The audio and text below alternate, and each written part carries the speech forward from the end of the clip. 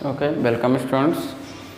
आज के इस लेक्चर में हम लोग जो अपना क्लास 11th को जो लेक्चर सीरीज चला रहे हैं उसमें हम लोगों ने रिलेशन को तो डिस्कस कर लिया बच्चों। ऑलरेडी हमने रिलेशन को डिस्कस कर लिया है और अब हम शुरू कर रहे हैं फंक्शन को। ठीक है, अब फंक्शन टॉपिक को हम लोग शुरू कर रहे हैं। ठीक है, तो आज हम इसमें सीखेंगे फंक्शंस के डेफिनेशन क्या है, फंक्शन से रिलेटेड टर्म जो डोमेन, कोडोमेन और रेंज आते हैं वो क्या होते हैं। ठीक है, और उसके बाद जो है हम लोग फंक्शन कितने टाइप्स के होते हैं उसको भी हम लोग यहाँ पे सीखने वाले हैं। ठीक है, तो देखो एक चीज़ मैं बता दूँ आपको स्टूडेंट्स, जो हम रिलेशन टॉपिक पढ़ रहा था तो वहाँ पे भी हमारे पास डोमेन, कोडोमेन और रेंज आया था। ठीक है, और फंक्शन भी हमारे पास क्या होते हैं, कोडोमेन, रेंज और इसमें सारी चीज़ें इसमें भी आएंगी। ठीक है, तो सबसे पहले हम डिफाइन करेंगे फंक्शन क्या होता है। ठीक है, तो चलो देखते हैं फंक्शन की डेफिनेशन।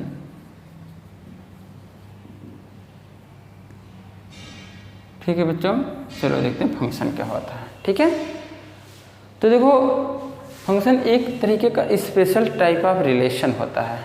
क्या लिखोगे, function is a special type of relation in which every element of set A is associated to unique element of set B। ठीक है, तो लेट कर लेते हैं। सबसे पहले लेट डेफिनेशन लिख लेते हैं इसका। ठीक है, लेट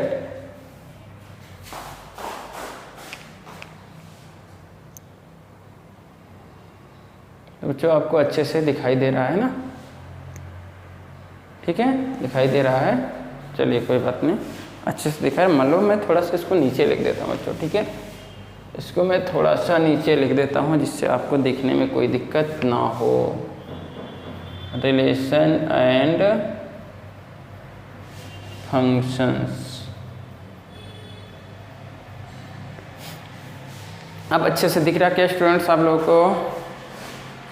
हाँ, अब ठीक है, चलिए ठीक है, अच्छा है। ठीक है, तो हाँ चलो देखो हम फंक्शन की डेफिनेशन लिख रहे थे। तो let A and B are non empty sets.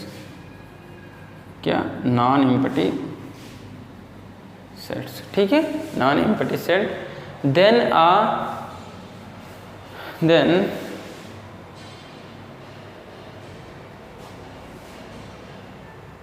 a function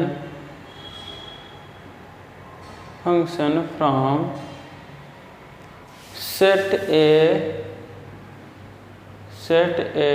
to B is defined as a special type of relation.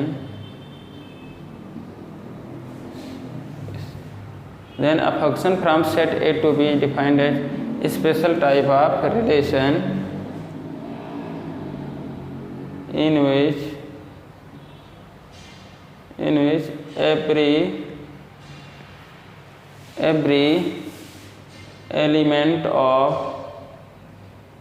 every element of set A is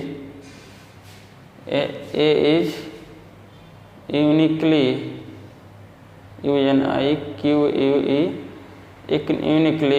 associated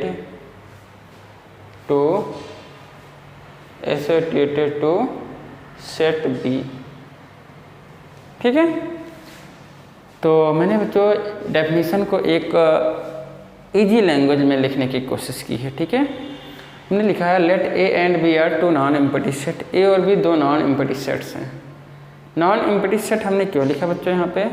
क्योंकि अगर जो क्या है ए नॉन एम्प्टी सेट है तो क्या होगा, वहाँ पे कोई भी एलिमेंट एसोसिएट हो ही नहीं पाएगा। और बी मान लो नॉन एम्प्टी हो गया तो ए के एलिमेंट्स क्या रह जाएंगे हमारे, वो भी नहीं एसोसिएट हो पाएंगे बी के साथ। ठीक है कि नहीं? तो इसीलिए ए और बी नॉन एम्प्टी सेट्स होने चाहिए। ठीक है, तो आगे लिखा गया then function from A to B is defined as special type of relation in which every element of set A is uniquely associated to set B. ठीक है, यहाँ पे जो वर्ड आया है यूनिकली, ये बहुत ही इम्पॉर्टेंट है। मतलब ये है यूनिक का कि सेट ए का जो एलिमेंट है वो बी के एलिमेंट के केवल एक एलिमेंट से ही एसोसिएट कर सकता है, यानी कि ए का एक एलिमेंट बी के एक से ज़्यादा एलिमेंट से कभी एसोसिएट कर ही नहीं सकता है। ठीक है, ये फंक्शन की कंडीशंस होती है। ठीक है, अब मैं इसको आपको अभी कुछ ग्रामेटिक फॉर्म में दिखाऊंगा तो आपको बहुत अच्छे से समझ में आएगा। ठीक है, लेकिन उसके पहले हम लोग क्या कर देखेंगे, रिप्रेजेंटेशन ऑफ फंक्शन, एक फंक्शन को कैसे रिप्रेजेंट किया जाता है। ठीक है, अब देखो मान लो बच्चों हम लोगों ने सेट ए से सेट बी में एक फंक्शन डिफाइन किया है, तो उसको कैसे डिनोट करेंगे, रिप्रेजेंट कैसे करेंगे, इस तरीके से रिप्रेजेंट करेंगे f such that A to B. हमारा अगर जो ए से बी में फंक्शन डिफाइन किया गया तो उसको इस तरीके से रिप्रेजेंट करेंगे फंक्शन ए टू बी। ठीक है कि नहीं, ये हो गया बच्चों। ठीक है, या इसको रिप्रेजेंट करने का दूसरा तरीका क्या है, ऐसे लिख लेंगे ए, एरो लगा के लिख लेंगे बी और इसके ऊपर लिख देते हैं एफ। ठीक है, ये हो गया। इसको बच्चों हम लोग क्या बोलते हैं, mapping from A to B भी बोलते हैं। क्या बोलते हैं फंक्शन को, mapping from A to B भी बोलते हैं। ठीक है, ये दोनों तरीके क्या होते हैं, एक फंक्शन को रिप्रेजेंट करने के तरीके होते हैं। ठीक है, तो ये हो गया बच्चों। ठीक है, अब मैं आपको एक डायग्रामेटिक फॉर्म लेता हूँ ए का और बी का और उसको दिखाता हूँ कैसे ए के एलिमेंट बी के साथ एसोसिएट कर रहे हैं, क्या वो फंक्शंस होंगे कि नहीं होंगे। ठीक है, ये तरीका हो गया। ठीक है, अब देखो बच्चों क्या है। ठीक है, मान लीजिए हमारे पास कोई सेट ए है ये। ठीक है, यहाँ पे सेट ए हो गया और इधर क्या हो गया, सेट बी हो गया। ठीक है, हमने मान लिया बच्चों सेट ए में एलिमेंट्स ले लिए ए बी सी, हमने मान लो ले लिए। ठीक है, अब बी में हमने मान लिया एलिमेंट ले लिया 1 2 3 4। ठीक है बच्चों, ठीक है, इस तरीके से एलिमेंट्स हमने ले लिए। ठीक है, अभी ए और बी एक दूसरे से रिलेट नहीं कर रहे हैं। ठीक है, अब इसमें मान लो हमने ए को क्या किया, 1 से रिलेट करवा दिया। ठीक है, और बी को हमने क्या किया, 2 से रिलेट करवा दिया, सी को 3 से रिलेट करवा दिया। ठीक है, तो देखो हमें डेफिनेशन की हर एक रूल को फॉलो करना है। ठीक है, यानी कि ए का एवरी एलिमेंट का मतलब ये हो गया ए का कोई भी एलिमेंट छूटना नहीं चाहिए। ठीक है, क्या ए का एलिमेंट अभी कोई छूटा है जो बी के साथ एसोसिएट ना हो, आप बोलोगे नहीं, ए के तो सारे एलिमेंट क्या हो गए, बी के साथ एसोसिएट हो गए। तो पहली कंडीशन तो फॉलो हो गई कि ए में कोई एलिमेंट हमारा खाली नहीं रहना चाहिए, इम्प्टी नहीं रहना चाहिए, जिस जो बिना एसोसिएशन का हो। ठीक है, और अगला वर्ड है बच्चों यूनिकली का मतलब होना चाहिए, अब ए के एलिमेंट एसोसिएट तो कर जा रहे हैं लेकिन ए का कोई एलिमेंट ऐसा ना हो जो 2 के साथ अपना एसोसिएशन बना ले। ठीक है कि नहीं, मतलब ए का एलिमेंट बी के यूनिक एलिमेंट से जुड़ा होना चाहिए। ठीक है कि नहीं, जैसे मान लो हम ए को 1 से भी जोड़ देते और ए को 2 से भी जोड़ देते तो क्या हो जाता, एक फंक्शन नहीं रह जाता। ठीक है कि नहीं, लेकिन ये यहाँ पे एक फंक्शन है। ठीक है, एक फंक्शन हो गया। ठीक है, अब मैं आपको बच्चों कुछ एग्जांपल ऐसे भी देता हूँ जो फंक्शन नहीं होंगे। ठीक है, चलो, जिससे मैंने बच्चों यहाँ पे इधर बना दिया, एक यहाँ पे डायग्राम मैं बना रहा हूँ। ठीक है, ये हो गया। ठीक है, दूसरा मैं डायग्राम नीचे की यहाँ बनाऊँगा। ठीक है, अब मैं ए में क्या ले लूँगा बच्चों, ले लूँगा मान लीजिए हमने ए में ले लिया, यहाँ भी ए बी सी, चलो कोई बात नहीं, ए बी सी हमने यहाँ ले लिया। ठीक है, और यहाँ मान लो हमने 1 2 3 4 यहाँ भी मैंने ले लिया। ठीक है, ए बी सी हो गया, 1 2 3 4 हो गया। ठीक है, तो पहला तो फंक्शन है, ये फंक्शन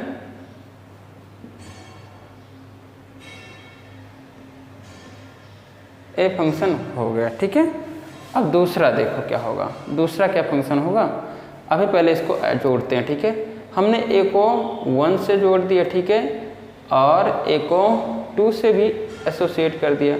अब बी को हमने क्या किया, 3 से एसोसिएट कर दिया, सी को 4 से एसोसिएट कर दिया। ठीक है बच्चों, तो देखो ये फंक्शन नहीं होगा। बोलोगे क्यों नहीं होगा, क्योंकि ए के क्या है, 2 एलिमेंट हो गए, कौन कौन से, 1 और 2। ए ने 1 के साथ भी अपना एसोसिएट कर लिया, ए को 1 से भी एसोसिएट यहाँ कर दिया गया और ए को 2 के साथ भी एसोसिएट कर दिया गया है। तो यहाँ पे ए का यूनिक एसोसिएशन नहीं रह गया, ठीक है, there is no unique association of A का यूनिक एसोसिएशन है ही नहीं, तो इसीलिए क्या हो जाएगा, ये सेट फंक्शन नहीं होगा बच्चों, ये फंक्शन नहीं होगा, ठीक है, समझ में आ कि नहीं, क्योंकि ए ने 2 के साथ एसोसिएट कर लिया अपने आप को 1 और 2 के साथ, तो यूनिक एसोसिएशन रह ही नहीं गया। जब यूनिक एसोसिएशन नहीं रहेगा तो बच्चों, तो ये क्या होगा, फंक्शन नहीं हो जाएगा, रहेगा, ठीक है। अब यहाँ बच्चों चलो देखो, इसको मैं कुछ डिफरेंट तरीके से करूँगा। ए तो बच्चों मान लो 1 के साथ एसोसिएट हो गया, बी 2 के साथ एसोसिएट हो गया बच्चों, ठीक है, लेकिन सी को हमने यहाँ पे एसोसिएट नहीं किया बच्चों, ठीक है, तो क्या ये फंक्शन होगा, नहीं, ये फंक्शन नहीं होगा बच्चों, ठीक है। क्यों नहीं फंक्शन होगा, क्योंकि जो हमारा सेट ए है, सेट ए का एलिमेंट, कोई भी सेट ए का एलिमेंट एम्प्टी नहीं रहना चाहिए, मतलब सेट ए में कोई ऐसा एलिमेंट नहीं होना चाहिए जो बी के साथ एसोसिएट ना हो रहा हो। लेकिन इस केस में क्या है, सी एक ऐसा एलिमेंट है जो बी के एलिमेंट के साथ एसोसिएट ही नहीं हो रहा है, तो इसका मतलब ये जो होगा फंक्शन नहीं होगा, ये हमारा फंक्शन बच्चों नहीं हो पाएगा, ठीक है, ये फंक्शन नहीं रहेगा, ठीक है, ये होगा बच्चों, ठीक है। तो हमारा ये फंक्शन रहा, क्योंकि ये फंक्शन के डेफिनेशन को कम्प्लीटली फॉलो कर रहा है, ठीक है। ये भी फंक्शन नहीं रहा, क्योंकि यहाँ पे यूनिक एसोसिएशन नहीं रहा, ये भी फंक्शन नहीं रहा, क्यों, क्योंकि इसमें ए का एक एलिमेंट एम्प्टी रह गया था, उसका बी के साथ एसोसिएट नहीं कर पाए थे हम लोग, ठीक है, तो ये हो गया, ठीक है। तो आपको बच्चों, मुझे ऐसा लग रहा है कि आपको फंक्शन की डेफिनेशन भी आ गई होगी अच्छे से, साथ ही साथ आपको कोई अब क्या जो फंक्शन ऐसे बना के दे दे डायग्रामेटिक फॉर्म में, तो आप उसको बता भी दोगे कि ये फंक्शन है कि नहीं है, ठीक है, ओके बच्चों, ठीक है। चलो अब हम आगे की तरफ बढ़ेंगे बच्चों, इसी फंक्शन से रिलेटेड कुछ अगले टर्म की तरफ बढ़ेंगे, ठीक है।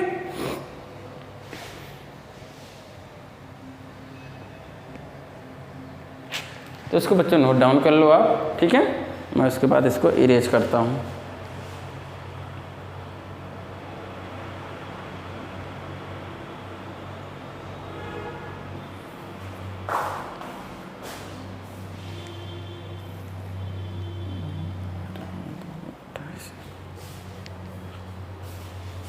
चलो बच्चों, ठीक है, मैं इसको अब इरेज करता हूँ, ठीक है, इसको मैं इरेज करते रहा हूँ, इधर वाले पोर्शन को केवल इरेज कर रहा हूँ बच्चों, ठीक है।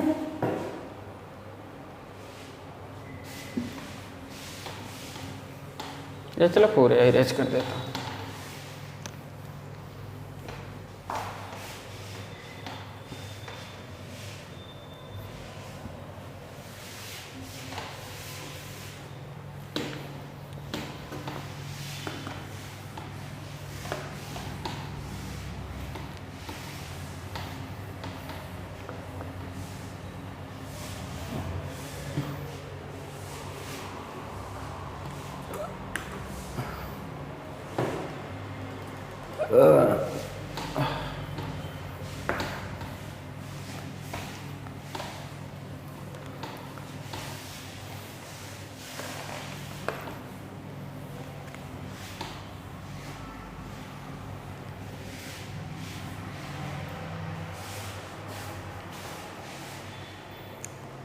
ओके स्टूडेंट्स, चलो मैं आगे के टॉपिक को डिस्कस करता हूँ, ठीक है।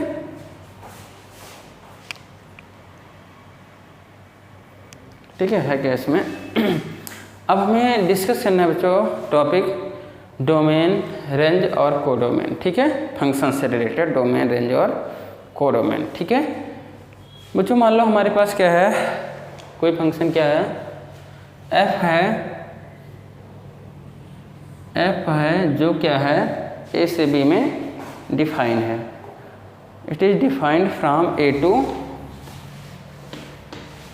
बी, ठीक है,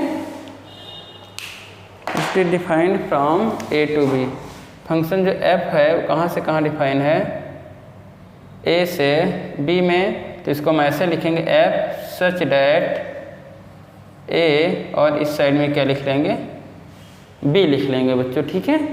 तो ये तो हो गया हमारा फंक्शन जो हो गया ए से बी में डिफाइन है, ठीक है।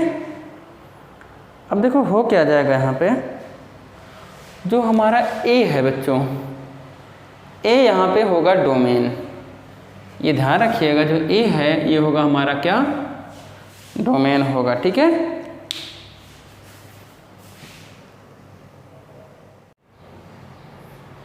तो ये बच्चों हो गया हमारा एफ क्या होगा, रेंज का काम करेगा, ए क्या होगा, डोमेन का काम करेगा, और बी क्या होगा, कोडोमेन का। देखिए एफ का मतलब यहाँ पे बच्चों हमारा एफएक्स का मतलब है, जो अभी एफएक्स वर्ड आएगा अभी आप देखेंगे, तो एफ का मतलब एफएक्स से हमारा यहाँ पे है। ठीक है कि नहीं, ये हो गया। ठीक है, चलो बच्चों, तो ये हो गया हमारे रेंज, डोमेन, कोडोमेन। ठीक है, अगर जो नॉर्मल लैंग्वेज में बात करूँ तो जो डोमेन होगा, डोमेन का मतलब होता है बच्चों set of values of x, set of values of x, set of values of x. ठीक है कि नहीं। अब देखो बच्चों क्या हो जाएगा, रेंज का मतलब क्या होता है, set of values of fx, and many persons also say this y, fx और y बच्चों। ठीक है, और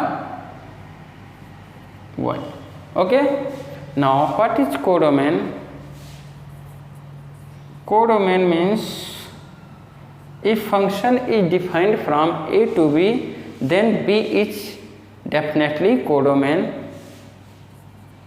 ओके, ये हो गया बच्चों। ठीक है, चलो ये हो गया डोमेन, कोडोमेन और रेंज की बात हो गई। अब हम आगे बढ़ेंगे। आप मान लीजिए बच्चों हमारे पास क्या है, एक से ज़्यादा फंक्शंस गिवन है। क्या है, मोर देन वन फंक्शंस हैं। ठीक है, तो अगला टॉपिक जो हमारा होगा वो होगा algebraic operation on two functions. ठीक है, हाँ बच्चों, ठीक है, algebraic operation on two functions. ठीक है,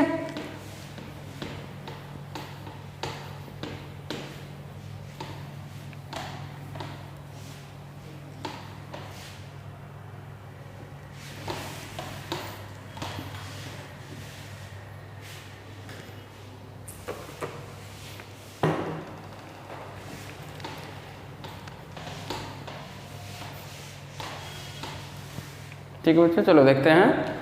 अगला टॉपिक है हमारा अलजेब्रिक ऑपरेशंस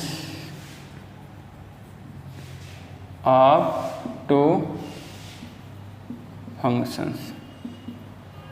बच्चों आपको शायद ही क्लास 11th लेवल पे किसी स्कूल में बताया जाए। ठीक है, ये सारे टॉपिक आपको स्किप कर दिए जाते हैं, जबकि ये चीज़ें बहुत इम्पॉर्टेंट होती हैं। अगर आपको क्या करना है, केवल बोर्ड एग्ज़ाम तक सीमित रहना है तब तो कोई बात नहीं, लेकिन आपको कुछ एक्स्ट्रा भी सीखना है, तो ये सारी चीज़ें बहुत ही इंपॉर्टेंट रोल प्ले करती हैं बच्चों। ठीक है, तो चलिए फिलहाल शुरू करते हैं हम लोग algebraic operation of two functions. ठीक है, तो मान लो बच्चों हमारे पास एक फंक्शन f है जो क्या है, सेट ए से सेट बी में डिफाइन है। ठीक है, हो गया बच्चों।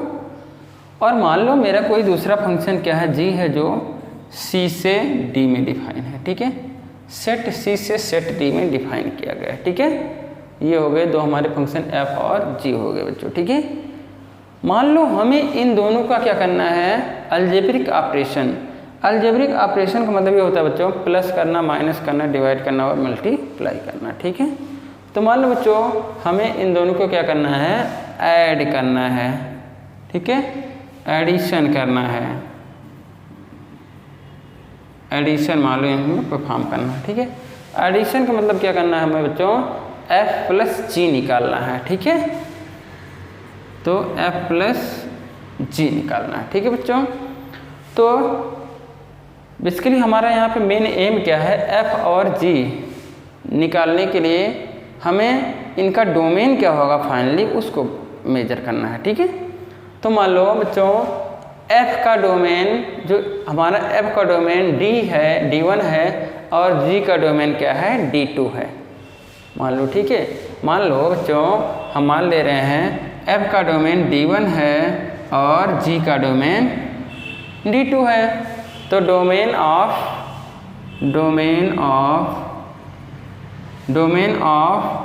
एफ प्लस जी का डोमेन क्या होगा बच्चों? ठीक है, एफ प्लस डी का डोमेन क्या होगा बच्चों? होगा D1 इंटरसेक्शन D2। जो D1 और D2 अलग अलग डोमेन है या 4G के, उनका जब इंटरसेक्शन कर लेंगे तो किसका डोमेन आ जाएगा? एफ प्लस जी का डोमेन। ठीक है, अब चलो बच्चों अगला टॉपिक क्या है? सब्ट्रैक्शन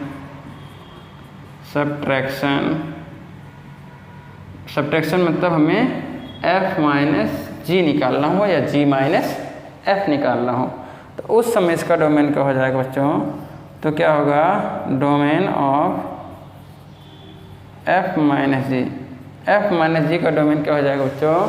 ये भी क्या होगा बच्चों? सेम प्रोसेस होगा, D1 इंटरसेक्शन D2 ही होगा। ठीक है, दोनों डोमेन का इंटरसेक्शन ले लेंगे तो क्या आ जाएगा? f माइनस जी का डोमेन आ जाएगा बच्चों। ठीक है, ये हो गया। ठीक है, चलो बच्चों अब तीसरा क्या है आपका?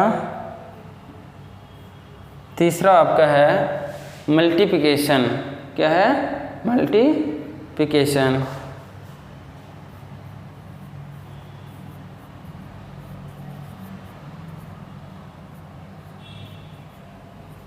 मल्टीप्लिकेशन मतलब बच्चों हमें f और g का मल्टीप्लाई कर दें। ठीक है,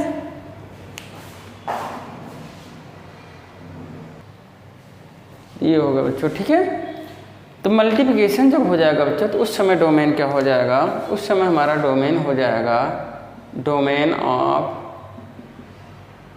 f into g is equal to होगा बच्चों D1 इंटरसेक्शन D2।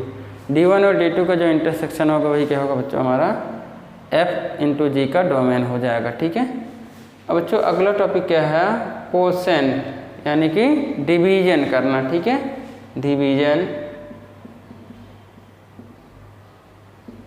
डिवीजन करना। ठीक है, दो फंक्शन का डिवीजन करना। ठीक है, जैसे हमें क्या करना है? f अपॉन जी है। क्या है? f अपॉन जी। इसका डोमेन क्या होगा बच्चों? ठीक है, तो क्या हो जाएगा? Domain of f by g is equal to क्या होगा बच्चों? ये होगा क्या? D1 intersection D2। ये तो होगा ही होगा, D1 इंटरसेक्शन D2 तो होगा ही होगा। साथ ही हमें इसमें से वे वैल्यूज माइनस करनी पड़ेंगी जिसके लिए हमारा डिनोमिनेटर क्या हो जाएगा? 0 हो जाएगा। Minus x such that gx is equal to 0।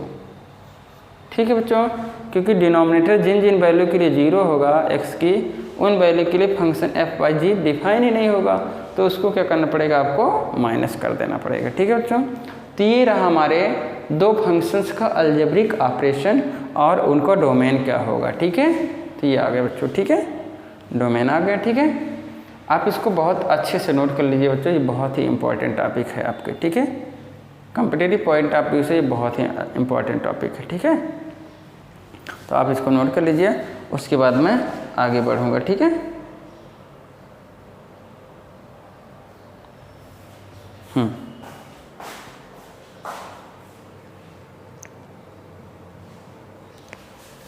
ठीक है बच्चों, नोट कर लिए होंगे। चलो अब मैं आगे अपना प्रोसेस स्टार्ट करता हूँ। ठीक है,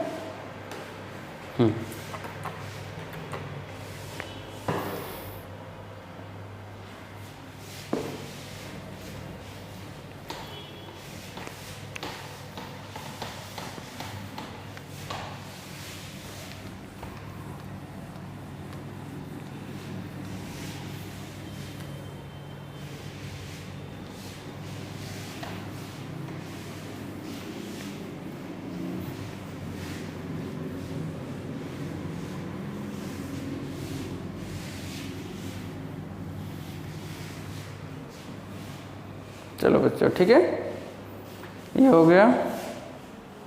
हाँ चलो बच्चों, अब हम आते हैं टाइप्स ऑफ फंक्शंस पे आते हैं। ठीक है, types of functions,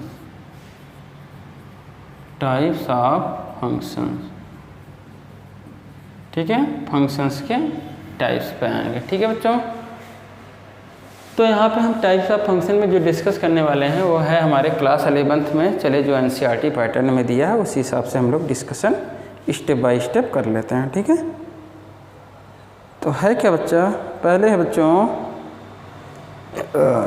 identity function है। पहला क्या है एनसीईआरटी में, आइडेंटिटी फंक्शन है। ठीक है,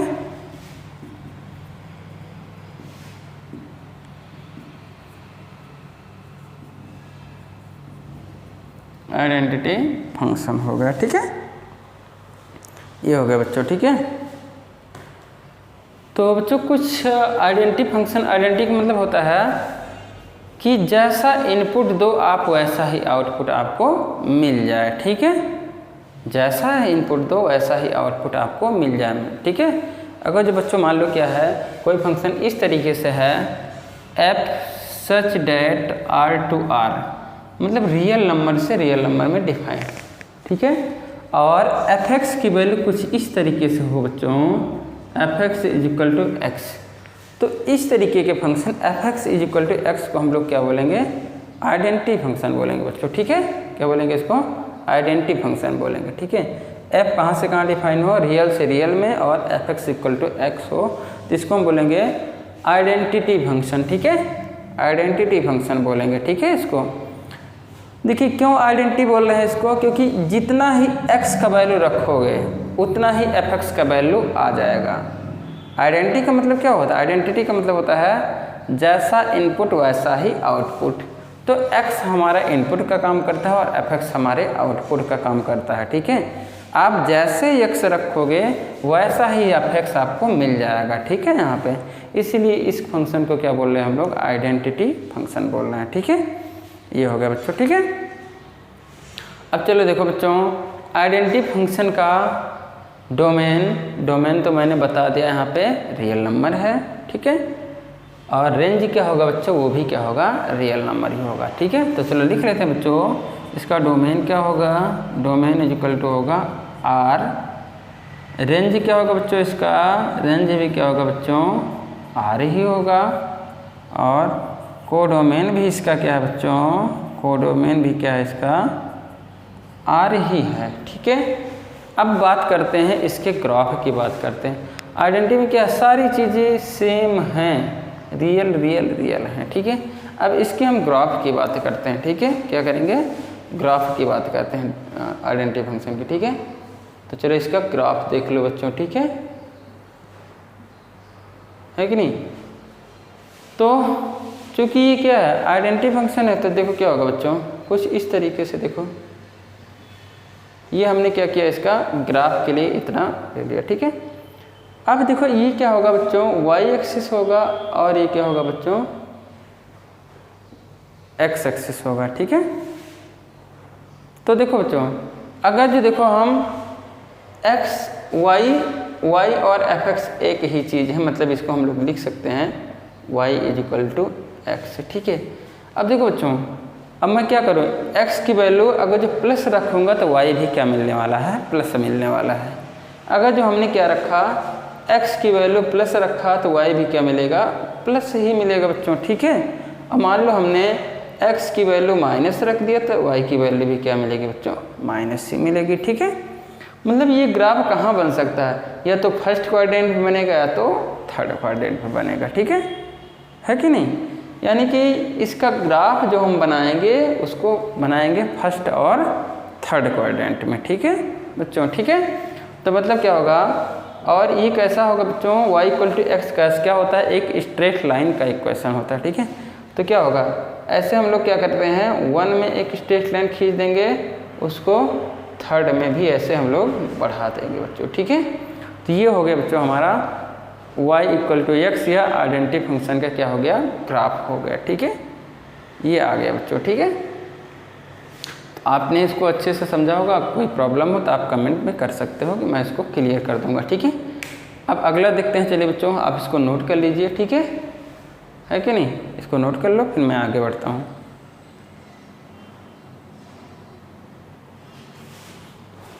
अगले फंक्शन की तरफ बढ़ता हूँ। ठीक है बच्चों, तो आपने नोट कर लिया होगा बच्चों, मैं अगले फंक्शन की तरफ बढ़ रहा हूँ। ठीक है, जो कि हमारे एनसीईआरटी में सेकंड फंक्शन दिया होगा। ठीक है,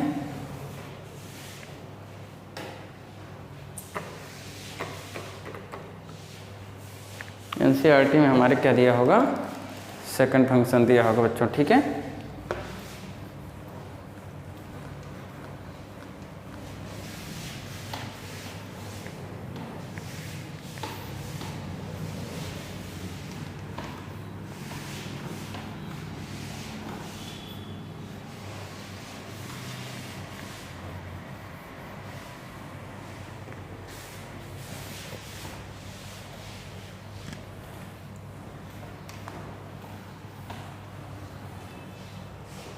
ठीक है बच्चों। चलो देखते हैं हम लोग सेकंड फंक्शन को। तो सेकंड फंक्शन हमारा क्या है बच्चों, सेकंड फंक्शन हमारा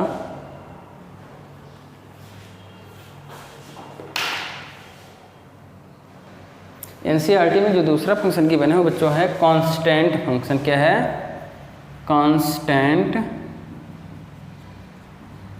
फंक्शन। ठीक है, अब देखो बच्चों कांस्टेंट फंक्शन होता क्या है बच्चों। अगर जो कोई फंक्शन इस तरीके से डिफाइन हो f such that R to R और f x is equal to क्या है बच्चों, की हो, जहाँ की कोई कांस्टेंट है, एफ एक्स क्या हो, f x is equal to क्या हो, के हो बच्चों। ठीक है, तो इस तरीके के फंक्शन को हम लोग क्या बोलेंगे बच्चों, कांस्टेंट फंक्शन बोलेंगे। ठीक है, इसका डोमेन क्या होगा बच्चों, चलो डोमेन लिख लो। डोमेन इज इक्वल टू क्या होगा, रियल नंबर होगा।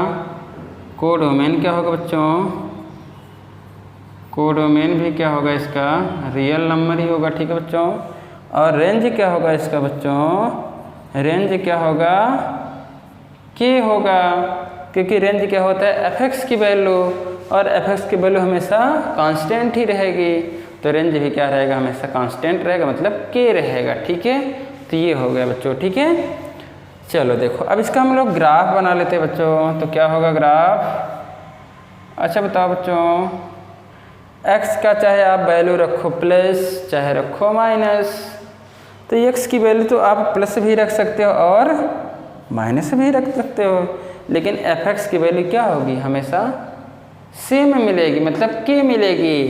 तो क्या हो जाएगा, ये इसका ग्राफ कुछ इस तरीके से मिलेगा बच्चों। ठीक है, अगर जो देखो k प्लस होगा तो इसका ग्राफ ऊपर मिलेगा। ठीक है, अगर जो k माइनस होगा तो इसका ग्राफ कहाँ मिलेगा बच्चों, नीचे की तरफ मिलने वाला है। ठीक है, तो ये हो गया बच्चों कांस्टेंट फंक्शन। ठीक है, चलो देखो अब क्या होगा अगला आपका,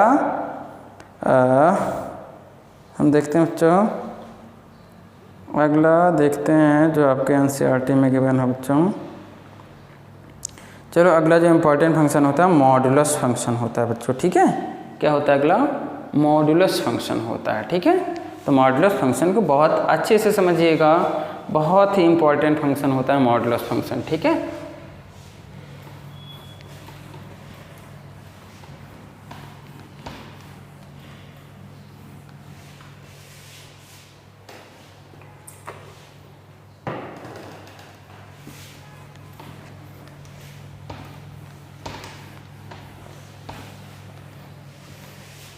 ठीक है बच्चों, अगला जो हमारा थर्ड यहाँ पे हम डिस्कशन कर रहे हैं वो है मॉडुलस।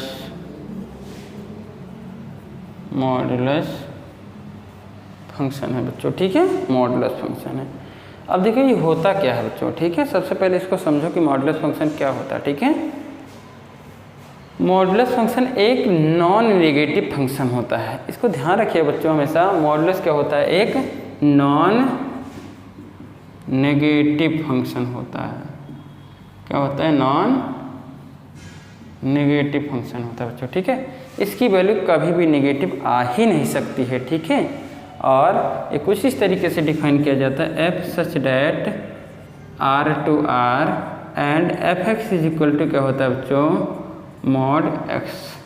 ठीक है, ये इस तरीके के फंक्शन को क्या बोलते हैं हम लोग, मॉडुलस फंक्शन बोलते हैं। ठीक है, इसका डोमेन क्या रहेगा बच्चों, चलो बात कर लेते हैं डोमेन की। डोमेन हो गया रियल नंबर बच्चों, को डोमेन क्या हो गया बच्चों, ये भी हो गया रियल नंबर हो गया। अब रेंज क्या हो जाएगा बच्चों, रेंज क्या हो जाएगा इसका, इसका रेंज हो जाएगा बच्चों, जैसा कि हमने बताया कि modulus function non negative function होता है, तो रेंज क्या हो जाएगा, नॉन नेगेटिव रियल नंबर से बच्चों, क्या हो जाएगा, नॉन नेगेटिव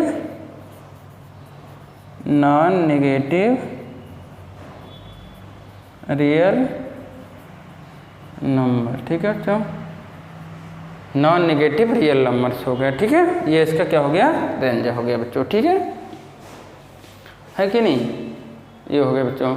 इसके रेंज को आप ऐसे भी लिख सकते हो बच्चों, कैसे, इसके रेंज को आप लिख सकते हो, रेंज इज इक्वल टू हो जाएगा इसका R माइनस। ठीक है, मतलब ये क्या हो गया बच्चों, रियल नंबर में से नेगेटिव नंबर को हटा दो तो क्या बचेगा, नॉन नेगेटिव नंबर ही तो बचेगा बच्चों। तो वही क्या हो गया, आपके मॉडुलस फंक्शन का रेंज हो गया। ठीक है, अब चलो बच्चों देखो, अब इसके ग्राफ की बात करते हैं बच्चों। ठीक है, चलो हमने क्या बना लिया, एक्स एक्सिस और वाई एक्सिस, तो यहाँ पे हमने बच्चों ड्रा के लिए, ये हो गया एक्स एक्सिस और ये हो गया वाई एक्सिस हो गया। ठीक है, अब देखो क्या होगा बच्चों, मॉडुलस फंक्शन हमेशा क्या होता है, नॉन नेगेटिव होता है। ठीक है, इसका एक्सपेंशन करते हैं बच्चों, देखो मिलता क्या है, मॉड एक्स को एक्सपेंड करेंगे तो x मिलेगा कब, जब x क्या होगा, ग्रेटर आर इक्वल टू 0 हो, तो मिलता है x। और ये माइनस एक्स मिलेगा बच्चों जब x क्या होता है, लेस देन 0। अब बच्चों आप लोग सोच रहे होंगे तो ये तो माइनस आ गया, लेकिन माइनस क्या है, नेगेटिव नहीं देगा। ये देखो, एक माइनस ये है और दूसरा माइनस कहाँ से आएगा, x लेस देन 0 से। x भी माइनस है और एक माइनस पहले से लगा, तो माइनस माइनस क्या बना देंगे बच्चों, प्लस बना देंगे। ठीक है कि नहीं, तो ये माइनस एक्स का मतलब ये नहीं समझिएगा कि तो माइनस फंक्शन होगा, नहीं, ये क्या है, एक्स भी की वैल्यू माइनस जब रखोगे ना बच्चों, तो ये माइनस और एक्स की वैल्यू माइनस मिलके क्या बनाएंगे, प्लस बना देंगे। ठीक है, तो चलो इसका देखो ग्राफ देखते हैं। तो एक बार बच्चों क्या करना है, x को आपको 0 से शुरू करो और ले जाओ बच्चों प्लस वैल्यू पे। ठीक है, 0 से शुरू किए प्लस वैल्यू पे ले गए, तो क्या आ गया भैया, fx की वैल्यू आ गई x, मतलब fx इक्वल टू x, मतलब कुछ ऐसे लाइन चली जाएगी। ठीक है कि नहीं, ग्रेटर आर इक्वल टू 0 के लिए ऐसे लाइन गई। ठीक है, अब बच्चों देखो लेस देन 0 के लिए क्या जाएगी लाइन बच्चों, माइनस एक्स जाएगी। लेस देन 0 के लिए क्या जाएगी बच्चों, माइनस एक्स जाएगी। ठीक है, तो मतलब कैसे चली जाएगी बच्चों, ये लाइन चली गई। ठीक है, ये चली गई आपकी माइनस एक्स की लाइन हो गई, ये हो गई प्लस एक्स वाली लाइन, ये हो गई माइनस एक्स वाली लाइन। ठीक है बच्चों, तो आपको ये ग्राफ हो गया, मॉडुलस एक्स का ग्राफ हो गया। ठीक है, और आप यहाँ पर ग्राफ में देख भी रहे होंगे कि y की वैल्यू नेगेटिव नहीं आ रही है। कहाँ आ रही है, देखो y क्या है, ओरिजिन से ऊपर ही है। ग्राफ कहाँ बना है, ओरिजिन के ऊपर ही तो बना है ग्राफ भैया। तो ऊपर ही जब ग्राफ बना, इसका मतलब क्या हो गया, ये नेगेटिव हो ही नहीं सकता है। ये क्या होगा बच्चों, नेगेटिव नहीं होगा। ये क्या होगा, 0 से लेके पॉजिटिव तक इसकी वैल्यू हो सकती हैं। ठीक है, ये हो गया बच्चों मॉडुलस एक्स। और एक चीज़ मैं बता दूं बच्चों, मॉडुलस एक्स जो होता है ये कॉम्पिटिटिव एग्जाम में बहुत ही ज़्यादा इसके क्वेश्चन आते हैं।